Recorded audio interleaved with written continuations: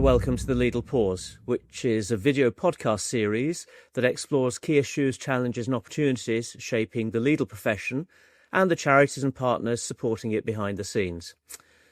Each episode features a conversation between me, Nick Gallagher, I'm the CEO of the Solicitors Charity, and an invited guest.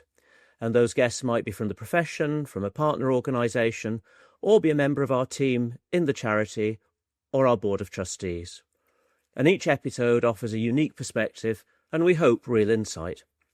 So far, we've had representatives from Lawcare and Wealthbright, and we've been inside the Solicitors Charity with a staff member and our vice chair. And you can catch up with those episodes on all the usual platforms. For this session, I'm absolutely delighted to be chatting with Patrick McCann, who is a well-known personality in legal circles and also an extremely busy man with 3 jobs. Patrick is Chief Executive of the City of London Law Society. He is the founder and CEO of City Century and also the co-founder of the Social Welfare Solicitors Qualification Fund. Patrick's a solicitor, and his focus and raison d'etre is the future resilience of city law, governance, talent pipelines and trust. Patrick came onto our radar screens last year when he made solicitor wellbeing an area that he wanted to support more visibly and practically, and I'm delighted that he's joined me today. But my first question, Patrick, going back to all these many roles that you hold, is the City of London Law Society. You've been the CEO since September last year. Tell me a bit about what's happening. Yeah, sure. And sorry, I should probably say I've not been a solicitor for many decades, but I was a solicitor when I started. But I wouldn't want to hold myself out and get in all sorts of trouble with the SRA in relation to Very that. wise.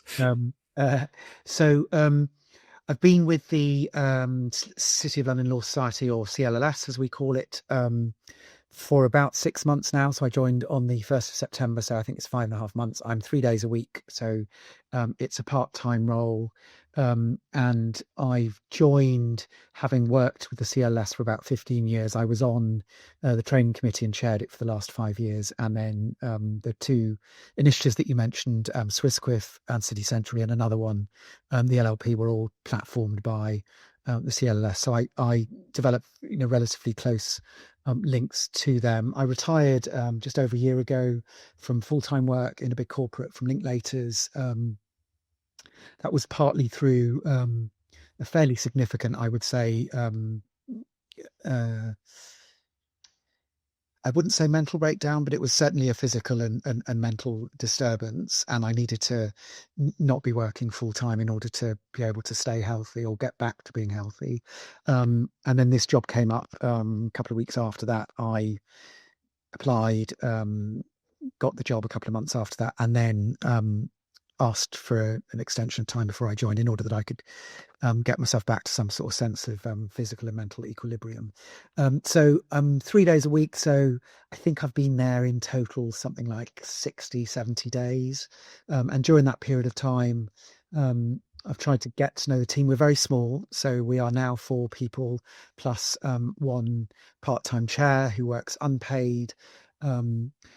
We've recruited that 4th person, so we were even smaller before. We represent over 70 law firms that have offices in the City of London, and usually their headquarters there. And we represent firms that employ about 22,000 solicitors. There's billions and billions of revenue and profits within those firms. They are all the big ones that you could think of. And then the work that we do is, right at the centre of what happens in the UK economy and UK government, in UK trade, etc. So we're right in the middle of all of that.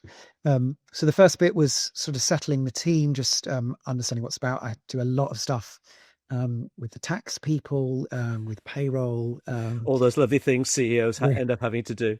Yeah, with online banking. And then alongside that, I've tried to sort of begin to develop a strategy. So I've spoken with board members. We've got a board of about 15, and with a number of the committee chairs, we've got 22 specialist committees who in the main represent legal developments in their various practice areas. And through that, we've come up with an iteration, or we are coming up with an iteration of our new strategy, which will take us forward over the next 2 or 3 years. So that's sort of what I've been doing. And then I run the other stuff alongside that. So not even your first 100 days yet, but masses Not even, no. Although, under your belt. well, I'm not entirely sure the board have got that yet. I think I'm more than full time. Just thinking about well-being, though, Patrick. I mean, it's clearly a subject close to your own heart, both within the profession, but also personally. And thanks for sharing a little bit about your own experience there. But what part do you think law societies should play in the well-being of the profession? And is that informing the direction at the City of London Law Society? Yeah, it is. So I see law societies as having a real role to. We are slightly less under commercial pressure to earn profits that keep our partners happy. That's just not our business model. We are a subscription-based business model. We charge our law firms a membership fee to have us work for them and advocate for them and protect their interests and the interests of their solicitors. So we're less. The tension between needing to earn lots of profits is less for us, and we can therefore, I think, speak out or at least be attentive to a number of other issues, which can include, how do we proper advocate for our law firms? How do we face off against regulatory authorities, against other law societies, against other professional bodies? How do we represent the work that our law firms do? And part of that, particularly in an industry like the law, where it's all about the people that you have, isn't it? Nothing happens without those people, and if those people aren't there, the whole thing falls apart. It is a human driven profession. So being attentive to how that workforce, it's a horrible phrase, but how that machinery is operating has to be right at the centre of what we're doing. I've been really pleased in that we've just had our I think my third quarterly board meeting a couple of weeks ago, and as part of that we were beginning to chat through what our forward direction might look like, and I had dialed down a little bit the looking after our people, and it was very clear in the room that the care for our people and the representation for our solicitors in particular, but also those people who have other roles in our law firms, is something that we should be attentive to, visible on.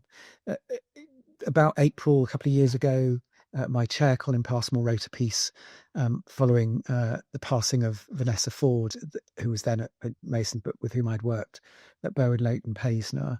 And that piece was a bit of a clarion call around, we need to know that stuff's going on, that things are getting heavier for our people, and questions should maybe be asked, some guidance should maybe be issued.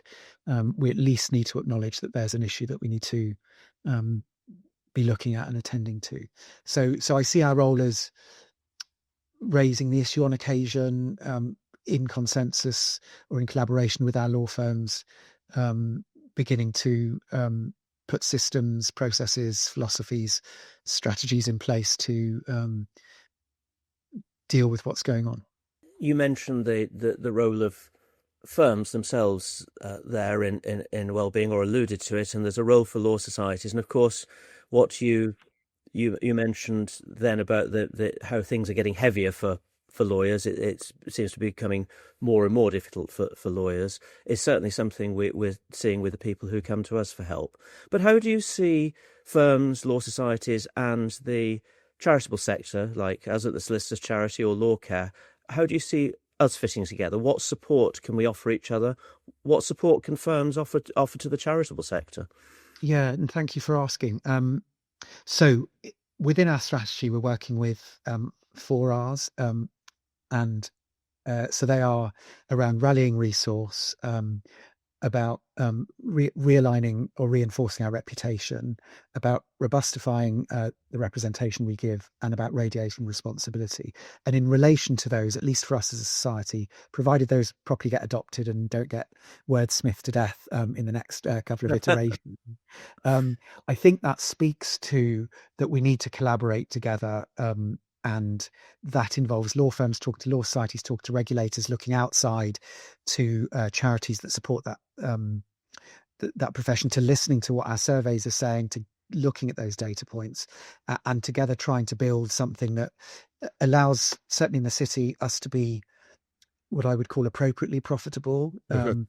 but also supportive and empowering of our solicitors so that they can work sustainably. O- Personally, I think there's a real tension at the moment between a drive to profits um, and a growing awareness amongst our solicitors of the impact that drive to Mm. profits and just working life in general and life in general can have on your own um, health in the widest sense of the word. So definitely we need to listen to law care, solicitors charity, because you've got this amazing data set of what's actually going on and your life in the law report. Well, let's be honest, it made for fairly harrowing reading, I think. I would encourage all law firms to dig into that and talk to the solicitors charity, talk to law care about what that might mean and what should be done now. It feels, to me at least, like we sort of know that there's an issue and we sort of know what's causing it. And now we need to tackle the issues. And I think those include just really looking at your business model in order to generate those sorts of profits, in order to work in those practice areas for those sorts of clients. What is the day-to-day impact on what your people will need to do in order to make that happen? And then to put in systems that will monitor what's happening and that will assist people to stay healthy and to work and to also offer lots of support where things go all right. Um, and that I think has to be a collaborative effort. And I have been pleased to see recognition from law firm leaders and from law societies that there is a real live worrying needs to be attended to issue at play here. And I would like to see that being really called out very visibly. And I'd love to see really good fundamental structural things happening Yeah, in yeah. some law firms. And do you think it's fair to say that well-being issues impact not only on the individual concerned, but also potentially on the bottom line for firms? In the short term, in the short term, um, less so, right? I can make you work really hard for a month and I can make a lot of money out of you. That can't last after 2 or 3 months. It certainly can't last for a year, and it definitely can't last for a decade or multi-decade. So you have to be you have to have healthy people if you want them to work at the level that you're working at now. Look, I'm going to just take you on a bit of a journey, but bear with me. We've just come out of the Winter Olympics in Milano Cortina, um, and it I has to didn't know me I been enjoyed curling as much as I do, well, Patrick. indeed. We was robbed, obviously. But what I have been really pleased to see, particularly in the skating and the skiing, and particularly, I would say, led by women Mm, competitors, is how much care there has been and how we seem to be in sports at least rewriting how we do things to perform at the next level. And it seems to be about not having to have a whole load of rules. It seems to be about allowing people to make their own choices. It seems to be about allowing to have people to have other interests in their life, to have rest, to have yeah. recuperation periods. Um, and uh, I've been really pleased to see like competitors properly supporting each other in moments of triumph and in moments of non-triumph. And I love to see all that being called out. We now have 17, 18, 19, 20, 21, 22, 24 year olds writing a different future for themselves. And I'd love to see that in the legal profession as well. We need to listen to those voices. It is my own view. Perhaps we could just move on to something around career creation and start to talk about City Sentry, which is the second string to your sort of work bow. Just tell me a bit more about City Sentry, what it is, why you created it. Yeah, so City Century is essentially we call it a career creation collaboration, and it's now over 50 law firms, nearly all of whom have offices in London. It was platformed by the City of London Law Society, and I work with two co-CEOs, Joanna Hughes and Joe Gubby, on that ex A&O Sherman, ex Slaughters, me ex Lintlaters, and what we try to do alongside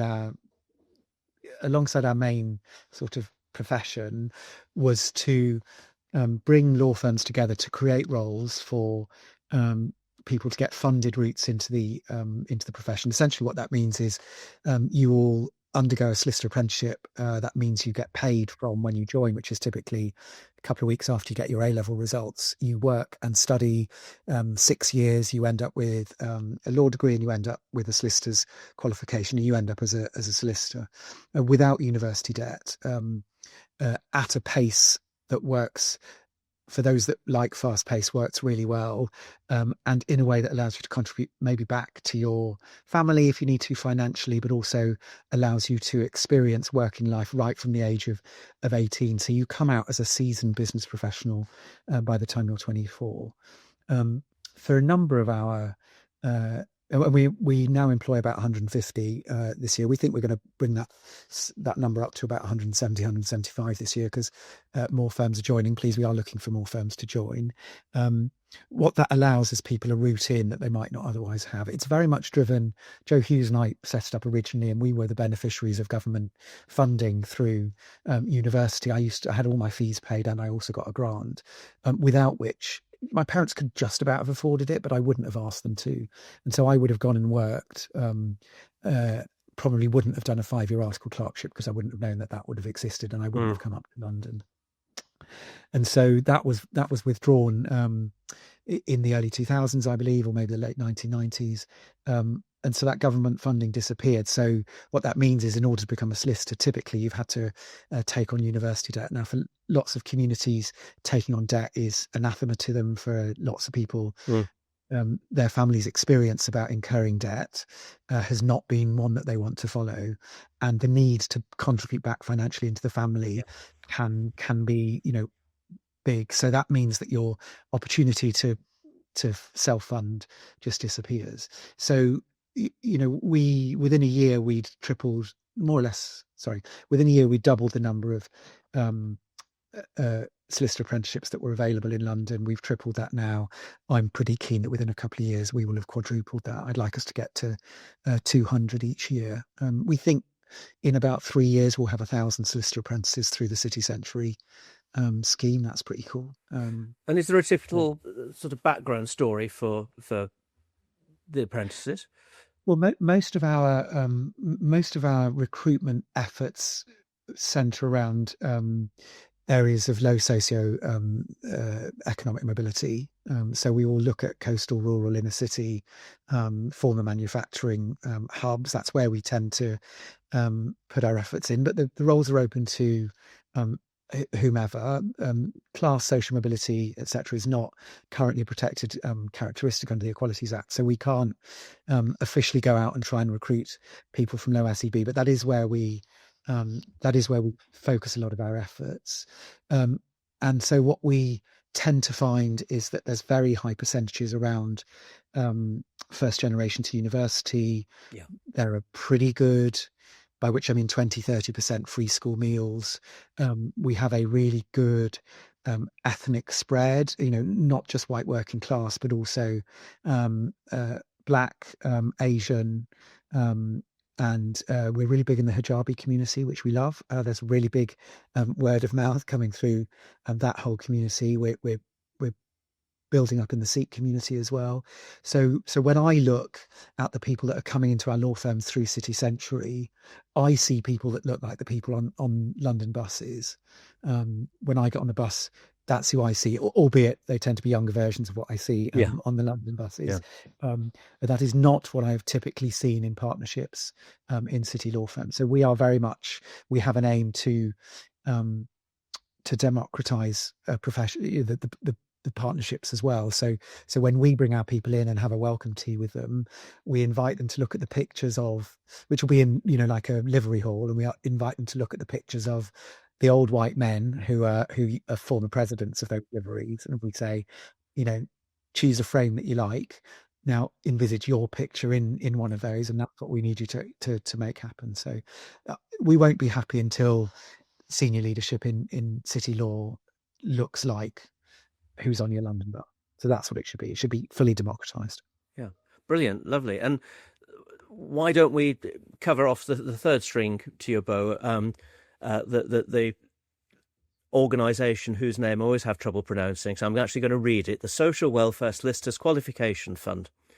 I think that was founded back in 2020, and I know it's to do with creating social welfare solicitors. Yeah, we started the work in 2020. I think we launched 21. I remember it was December. It was either 20 or 21. So it's called Swissquiff for short. So I always think of Tintin, but he comes from Zurich, so he's Swiss and he has a quiff. So Swissquiff. It's not caught on yet as a brand, but I'm still going. It might help me because I can never remember how you pronounce SWSQ. Tintin, but he's got a glockenspiel. So it is a fund primarily from commercial law firms and a couple of law societies, including CLLS and the Law Society, their sort of funding arms. And what that does is it finds people already working in social welfare law. Over 50% are working in citizens advice bureaus or law centres or the like, and then the remainder are working in law firms that are doing social welfare / legal aid work. And we fund their solicitors qualification. Then we fund them through around £12,000-13,000 worth of courses and assessments, and they then, after 2 or 3 years, they qualify and stay usually within their own organisations, delivering solicitor level representation to the most vulnerable members of society. So we've raised over 1.7 million for that. I'm hoping that will go up to 2 million this year, and that currently it has funding for over 150 people. We've qualified 42. We've got some SQE2 results coming out this week, so we're hoping that a few more will be added, and that's qualifying 20 to 30 every year at the moment. So that's where's your funding coming from for that? There's a fantastic amount of money you've raised, but what's the breakdown of the funding there? Yeah, we've got 44 funders. High 30s are law firms, all of the big ones as you'd expect, nearly all of them through the top sort of 2030. If you're not on there, please do get in contact with me.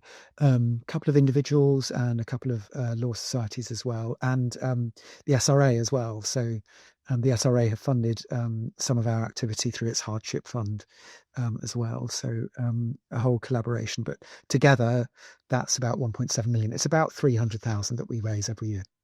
Brilliant. Now, if you'll permit me, I'd like to go back to you as an individual, Patrick, rather than just about your professional life. You told us earlier on about some of the challenges you faced before you were taking up your current role with the City of London Law Society. But also, I'm sure you won't mind me mentioning, because you talk about this very openly on social media, you have ADHD, and I wondered how your neurodiversity helps you to connect with and engage with people. I mean, you have got nearly 26,000 followers on LinkedIn, so you must be doing something right. Yeah, I crossed over 26,000 a couple of weeks ago, so I'm really pleased that I've got to that number. So I'm heading for 30. So I didn't know I was neurodiverse. I just thought I was. Well, first of all, I thought most people were like me, which is not true, and the signs were there that wasn't true. And I thought most people were highly stressed most of the time. And then I couldn't understand why some people seem confident and some people seem laid back. And those are two things that have never been applied to me. So I wasn't diagnosed until a couple of years ago, because I was going through a particularly challenging period where my boss at the time, Rachel Manser, who was an amazing boss, shout out to Rachel, she sat me down one day. She said, I'm actually very worried about you. And I just thought hypertension and just constant panic and constant hyperactivity was what people did. Anyway, I went for some therapy, and then I went for some more therapy. And then I found myself being very anxious. So I described it in a post as going from worrier to worrier. I used to fight lots and get lots of things done. Anyway, it wasn't until I went through that process and, you fill in a questionnaire and you're like, oh, yes, I am all of these things. That I realized that, I'm probably a bit different. So look, if I give you a couple of examples, I can never sit at a dinner table once dinner's finished. I have to go off and do something else. I always have to have lots of noise around me when I'm doing things. And I'm usually working on, several things at any one time. I'm unusual, I think, in that I do complete things and I get things done, and I don't tend to prevaricate about stuff, but I have constant noise going on in my head. I find it difficult to listen. I sometimes find it difficult to concentrate. And I, because of my background and where I grew up and how I grew up and how I then came out and what was going on when I came out in the late 80s with gay men just being failed by AIDS. I am typically hypervigilant. I expect people to attack me, to hit me, to not like me, to denigrate what I'm doing. And so I'm not constantly trying to prove myself. So that can be really helpful for organizations, because you can just point me in a direction and I will get stuff done. And people regularly say to me, in fact, my last managing partner said, the thing that's unusual about you, Patrick, is you actually do the stuff that you say you're going to do. And that's not what most people do. And I'm like, but I thought everybody did, right? I didn't understand that people, if you ask me to do something, I'm going to do it. I never understand that people don't. I don't get that. That's part of your dad being in the army. If you get an order, you do it. And so how that plays out is that I am very aware of other people's emotions. I'm very aware of people who might not be finding things particularly easy, and I'm always looking for people to rescue, always trying to help people along the way. And I cannot bear injustice, and I cannot stay quiet. So that combination makes me loud and constantly doing stuff. And I cannot be in a meeting where something's said which I fundamentally disagree with and stay quiet. And that has had career implications. I've not risen as high as I think I might have done. I am not that person that will sing the company song the whole time. And I can be annoying for people. And I don't know when to... I once got given a book by a team member. It was a notebook and it just said #no filters. And she said, and I'm constantly going, why do you say that stuff? And I just don't understand why you wouldn't say what you're actually feeling, because it feels dishonest to do that. And I've never been interested in my career above and beyond being an honest and I hope decent person. So what that has meant with LinkedIn, for example, where I have built up a sizable following over the last 2 years, is that I'm prepared to say stuff. I can't not say stuff. And I find I get enough endorsement from people sending me DMs or just commenting to say thank you, and I see you as this weird, late diagnosed, neurodiverse, queer, socially, first generation to university type guy, and you don't seem to be pulling the ladder up after you seem to be pushing the ladder down. So I'm really keen to do that, right? And it took me the last batch of therapy to realize that what I'm actually doing is I'm trying to rescue myself. When I was that little queer presenting feminine kid, I had a German mum and a British dad. I was on a British army camp in Germany. So you would get beaten up, right? Because you were called Nazi, etc. So I'm trying to rescue that kid, and I'm trying to rescue the kid that came up to London at 17, knowing he needed to be around gay men, but not knowing how, and then just seeing the generation above me just dying, right? So I'm trying to rescue him. Realizing that unfortunately hasn't stopped me rescuing people. If I could just realize that and go, well, I won't do that, then I'd have a lovely calm life and it would be great. But it's driven you to do some brilliant things. So it's driven me to do some things which have been good, and it's got me this job. But it's, and look, what I really want people to hear is because there are definitely mental health challenges that come with I never rest, I never relax. I have fairly constant pins and needles. I'm nearly always anxious. I'm not actually taking any anxiety medication at the moment, and I'm not taking anything for my ADHD, which I don't know if that's a good idea. But I sort of live with it. But what I would say is, to anybody that feels different, is just lean into that, right? And that can become your brand. That can become the thing that gives you power and that gets you work and brings you opportunities. And do not let any other person tell you that you're lesser than, or you shouldn't be as you are, or what you are is wrong or less or different or not to be had here. Lean into it. So wear the clothes that feel right from you. Speak out if you want to speak out. Tell the story. Keep your accent. Eat the food that you want to eat. Do the exercise that you want to do. Pray to whichever deity you want to pray to. Wear the jewelry. Wear the makeup. Wear the natural hair.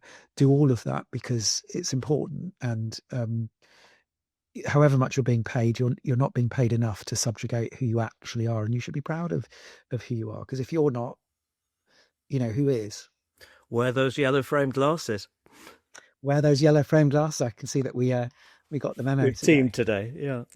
Just more broadly, though, as we come to a conclusion, Patrick, just thinking about members of the profession who are having a tough time at the moment. What would you advise them to do?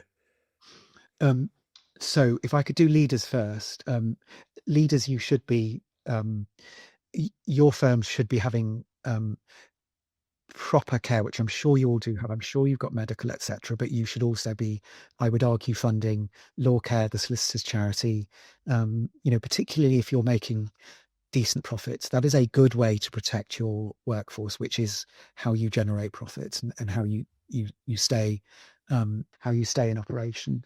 So definitely that. If you are someone, okay, so if you are anybody that's working in a law firm, expect to have a mental health episode relatively often.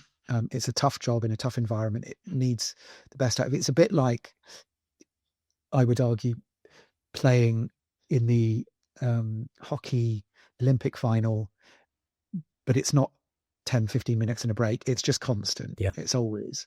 And so you will get damaged at some point. So make yourself very aware of what your triggers are, of what your symptoms are, and take them very, very seriously, and rinse the support that's available within your organization. If there is therapy available, if there is a doctor available, if there is medical exploration available, take advantage of it. Understand what you could be entitled to. If you trust your HR team, and my experience of HR teams is that by and large they are, to be trusted and there for a reason, and typically stacked with decent people, is have an ally in that HR team who can help you, and just it's know that you're going to get damaged at some point. So that is just how it is. Avail yourself of the pre-damage and the post-damage and the intra-damage support as much as you currently have. It is not a badge of honor to say that you don't get damage. It is not a badge of honor to say I live with this damage, but that's fine. And it is definitely not a badge of honor to live with the damage and do nothing about it. That is the way that you will get really, really damaged, and there is damage from which you cannot come back. Yeah. And just to add to that as well, that there is other help out there as well for anybody who doesn't feel confident about talking to their employer.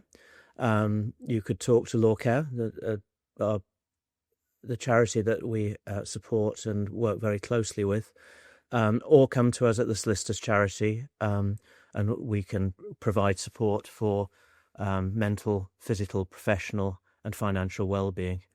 But Patrick, it's been an absolute delight to talk to you. I thought it was going to be a fun conversation, and I've really enjoyed it. So thank you for that. Pleasure. And to all of you who are listening, can I remind you of our 4 Rs, different from Patrick's, but our 4 Rs. which are actions you can take to show your support to the Solicitors Charity. Please reach out and encourage others to do so if you need help, as I just said. We offer confidential, discreet, and independent support. Remember RCBs if your firm has them, unclaimed balances. Much of our income still comes from that source, and it's really important for us. Register with us for regular updates, and we'll email you with news of interest. But also react to our stories and news on LinkedIn, and Patrick's very good at promoting our stories. But the more followers, the more impressions of posts, the more we can get our message out to people, and the more people know that we're there to support. But again, thank you to Patrick. Thank you all for listening. Do send your questions and suggestions about next podcasts. But for now, over and out, and see you again.